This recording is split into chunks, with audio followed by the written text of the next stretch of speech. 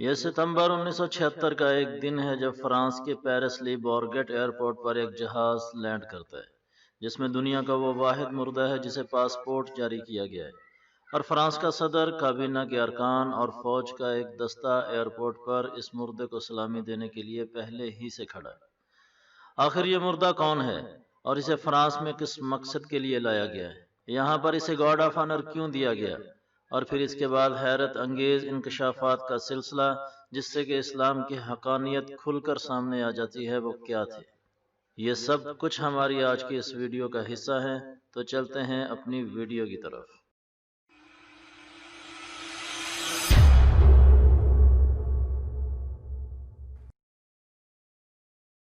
International media کے مطابق یہ لاش مصر کے بادشاہ رامسیس سیکنڈ کی لاش ہے۔ یہ مصر کا ایک طاقتور بادشاہ تھا جس نے مصر پر 3500 سال پہلے 60 سال حکومت کی۔ مرنے کے بعد اس کی لاش کو دوسرے بادشاہوں کی طرح محفوظ رکھنے کے لیے حنوط کر دیا گیا اور اسے بادشاہوں کے قبرستان میں محفوظ کر دیا گیا۔ کچھ عرصے بعد چوروں اور لٹیروں کے ڈر سے اسے وہاں سے نکال کر کسی اور جگہ پر اور پھر وہاں سے تیسری جگہ پر منتقل کر دیا گیا۔ وقت کے ساتھ ساتھ بادشاہ کا نام اور نام لینے والے ختم ہو گئے اور اس کی لاش بھی مصر کے صحرا کی ریت تلے کہیں دفن ہو گئی، اور تاریخ نے اس کا نام و نشان تک ختم کر دیا۔ صدیوں پر صدیاں گزرتی رہیں اور لوگوں کی یادداشتوں اور کتابوں کے صفحوں سے بھی اس کا ذکر ختم ہو گیا، اور پھر 1881 میں زمین کی کھدائی کے دوران اچانک اس بادشاہ کی لاش دوبارہ دریافت ہوئی۔ اسے وہاں سے نکالا گیا اور قاہرہ کے میوزیم میں رکھ دیا گیا۔ اس پر ریسرچ ہونا شروع ہوئی اور لوگ دور دور سے اسے دیکھنے کے لیے آئے۔ 1970 میں اس لاش کو فنگس لگنا شروع ہوئی جس نے مصری حکام کو تشویش میں مبتلا کر دیا۔ تحقیق کرنے پر پتہ چلا کہ فرانس میں ایسے سائنسدان اور ایسی لیبارٹری موجود ہے جو اس ممی کو ریکور کر سکتی ہے۔ فرانس کے اس وقت کے صدر نے بھی اس میں دلچسپی ظاہر کی، لہٰذا 26 ستمبر 1976 کو اس ممی کو قاہرہ سے فرانس منتقل کر دیا گیا، لیکن بھیجنے سے پہلے اس کی واپسی کو یقینی بنانے کی غرض سے ضمانت کے طور پر اسے مصری پاسپورٹ بھی جاری کیا گیا۔ فرانس پہنچنے پر اس ممی کا شاندار استقبال کیا گیا اور اسے بادشاہوں والا پروٹوکول دیا گیا۔ بعد میں ڈاکٹرز اور سائنسدانوں کی ایک ٹیم نے اس ممی کا معائنہ شروع کر دیا اور مئی 1977 کو اسے ریکور کرنے کے بعد واپس مصر روانہ کر دیا۔ یہ کہانی انٹرنیشنل ہسٹری کی بیان کردہ کہانی ہے۔ آئے ہم اس کا موازنہ اسلامی تاریخ کے ساتھ کرتے ہیں۔ جیسا کہ قرآن مجید میں ذکر ہے کہ ہم دنیا کو اپنی نشانیاں دکھاتے رہیں گے، تو 19ویں صدی میں اللہ تعالیٰ نے اپنی ایک نشانی کا ظہور فرمایا اور دنیا کو ایک دفعہ پھر غور و فکر کرنے کا موقع دیا۔ قرآن مجید میں حضرت موسیٰ علیہ السلام کے مقابلے میں فرعون کا ذکر ہے، جس نے اپنے رب ہونے کا دعویٰ کیا تھا۔ وہ اپنی سرکشی میں بہت بڑھ گیا تھا۔ مصر میں بنی اسرائیل کو اپنا غلام بنایا ہوا تھا اور ان پر ہر طرح کا ظلم کرتا۔ وہ ان کے مردوں کو قتل کر دیتا اور عورتوں کو اپنے حرم کے لیے رکھ لیتا۔ حضرت موسیٰ علیہ السلام نے بنی اسرائیل کے لیے جد و جہد کی اور انہیں چھڑا کر لے گئے۔ بحیرہ کلزم نے اللہ کے حکم سے انہیں وہاں سے گزرنے کا راستہ دیا اور یہ صحیح سلامت سمندر پار کر گئے۔ ان کا پیچھا کرتے ہوئے جب فرعون اور اس کا لشکر سمندر میں اترا تو وہی ڈوب کر ہلاک ہو گیا۔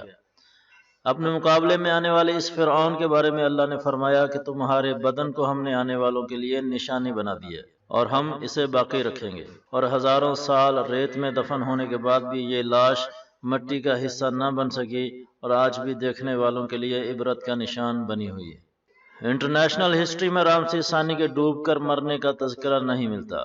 اسے تو عظیم بادشاہ سمجھ کر اسے عزت اور وقار دیا جاتا ہے، لیکن اس سوال نے دنیا کو سوچنے پر مجبور کر دیا کہ اسے فنگس کیوں لگا تھا، کیونکہ فنگس تو پانی کی وجہ سے لگتا ہے۔ فرانس میں سائنسدانوں اور ڈاکٹرز کی جو ٹیم اس ممی کا معائنہ کر رہی تھی، اس ٹیم کا چیف سرجن ایک عیسائی تھا جس کا نام مورس بوکائلے تھا۔ جب دوسرے ڈاکٹرز اس ممی کو ریکور کرنے کے بارے میں سوچ رہے تھے تو اس وقت مورس بوکائلے اس حقیقت کو کریدنے کی کوشش کر رہا تھا کہ اس کی موت کس طرح واقع ہوئی۔ بالآخر وہ اس نتیجے پر پہنچا کہ یہ بادشاہ پانی میں ڈوب کر مرا تھا۔ اس نے اپنا یہ مشاہدہ اپنے ساتھی ڈاکٹر کے ساتھ جب شیئر کیا تو اس سے کہا گیا کہ لوگوں کے سامنے اس کا ذکر مت کرنا۔ وجہ پوچھنے پر ساتھی ڈاکٹر نے بتایا کہ مسلمانوں کا عقیدہ ہے کہ یہ بادشاہ ڈوب کر مرا تھا۔ مورس بقائلے حیران رہ گیا اور اس نے یہ ماننے سے انکار کر دیا کہ مجھ سے پہلے بھی کوئی اس حقیقت کو کیسے جان سکتا ہے، اور جبکہ یہ ممی بھی چند سال پہلے ہی دنیا کے سامنے آئی۔ اس نے تورات اور انجیل منگوائی اور اس میں حضرت موسیٰ علیہ السلام کے مقابلے میں آنے والے فرعون کا ذکر پڑھا، لیکن اس کی موت کے بارے میں خاطر خواہ جواب نہ پا کر اپنا سامان اٹھایا اور سعودی عرب آ گیا۔ یہاں پہنچ کر ڈاکٹرز کے ایک سیمینار میں ایک مسلمان ڈاکٹر نے مورس بقائلے کو قرآن کی وہ آیت دکھائی جس میں آج سے 1400 سال پہلے بتایا گیا تھا کہ ہم تمہاری لاش کو باقی رکھیں گے تاکہ تو دنیا کے لیے نشانی بن جائے۔ مورس بقائلے نے اسی محفل میں بلند آواز میں کلمہ پڑھا اور مسلمان ہو گیا اور کہا کہ میں گواہی دیتا ہوں کہ یہ کتاب سچی اور برحق ہے۔ پھر وہ فرانس واپس آیا تو سب کچھ چھوڑ کر قرآن مجید کا مطالعہ شروع کر دیا، اور 10 سال بعد اس نے the Bible, Quran and science کے نام سے ایک شاہکار کتاب لکھی جس میں بتایا کہ بائبل، سائنس اور قرآن میں سب سے سچی اور معتبر چیز قرآن مجید ہے، کیونکہ اس میں کوئی جھوٹی خبر آنے کا امکان نہیں ہے۔ یہ قرآن مجید کی صداقت ہے، لیکن پھر بھی دنیا اس سے غافل ہے، اور یہ بات بھی قرآن مجید نے اسی آیت کے اگلے حصے میں بیان فرما دی تھی۔ بس آج کے دن ہم تمہارے بدن کو محفوظ کر رہے ہیں تاکہ تو آنے والے لوگوں کے لیے نشانی بن جائے، اور بہت سارے لوگ ہماری نشانیوں سے غافل رہتے ہیں۔ امید ہے آپ کو ہماری یہ ویڈیو پسند آئی ہوگی۔ دین و دنیا کے حوالے سے اس طرح کی مزید ویڈیوز کے لیے ہمارے چینل DD کو سبسکرائب کریں اور اپنے دوستوں کے ساتھ شیئر کریں۔ اگلی ویڈیو تک کے لیے اجازت دیجیے۔ والسلام علیکم ورحمۃ اللہ وبرکاتہ۔